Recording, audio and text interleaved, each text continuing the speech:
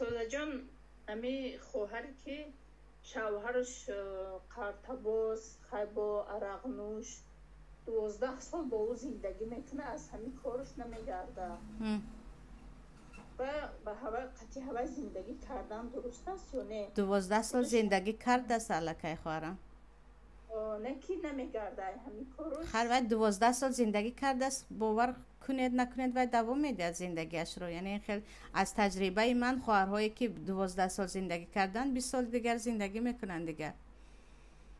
من و شما کند گفتیم نکند گفتیم و زندگی و یگان چیز ضرر و فایده ندارد و زندگیش رو دوام میدهد. اکو خواهر خودش برآمده رفت این خونی شوهرش که نکنم دیگه، همی به حد ایخ زندگی بیزار شدم. خواهرها همه اهل تاجیکستان هستیم.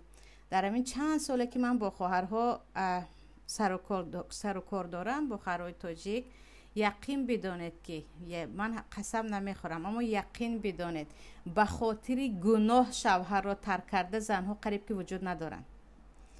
ترک کردگی هستن به یگان سبب مشکلی های عائلوی، به خاطر گناهش که همین گناه غرق گناه هست ترک کرده خواهرها تقریبا وجود ندارن. بعدم برای پیچانیدن میگن وای این خیلی بود اون خیلی بود. به الله قسم من چند خواهر رو که گفتن به خاطر گناه ترک کردم، بعد از چند وقت فهمیدم که مسئله دیگر است، مسئله گناه شوهر نیست. یعنی این چیز در ما در زنهای تاجیک نیست، ببخشید به این درجه تقوا اکثریت رفته رسیدگی نیستند. از یگان جهت مشکلی خانوادگی شد که این رو بعداً آشکار می شود می رود. اما شما سوالتون عموما درباره زندگی کردن با شوهر گناهگار باشد، در این باره شاید 100 بار من جواب دادگی هستم که شوهرایی هستند که امید هست که آنها از گناهشان دست کشند، با آنها زندگی کنید، دعوت کنید. شوهرایی هستند که گناه خود را یا ضعیفی خود را به گردن میگیرند، میگن من عرقخور هستم، من این کارم رو میدانم، من توبه کردن میخواهم. شاید شما سبب شوید که این انسان توبه کند.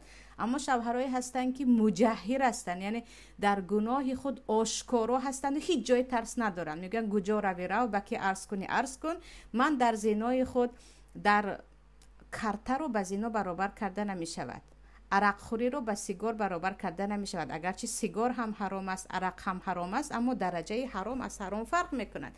مثلا من در عرق خوری هم همیشه هستم، عرق برای من حلال، این شوهر برای تو حرام است، زندگی نباید کنی. اما همین گونه شوهرها رو ترک میکنن زنها یا نه؟ این علامت سوال هست که تا امروز خیلی گفتم من ندیدم که خواهر بگوید به خاطر الله، به خاطر گناه های کبیره شوهرم رو ترک کردم. بعداً میفهمید که اینجا مشکلی در دیگر چیز بود که برای دیگر چیز ترک کرد. یعنی به این درجه هنوز نرسیدن اکثریت زنها.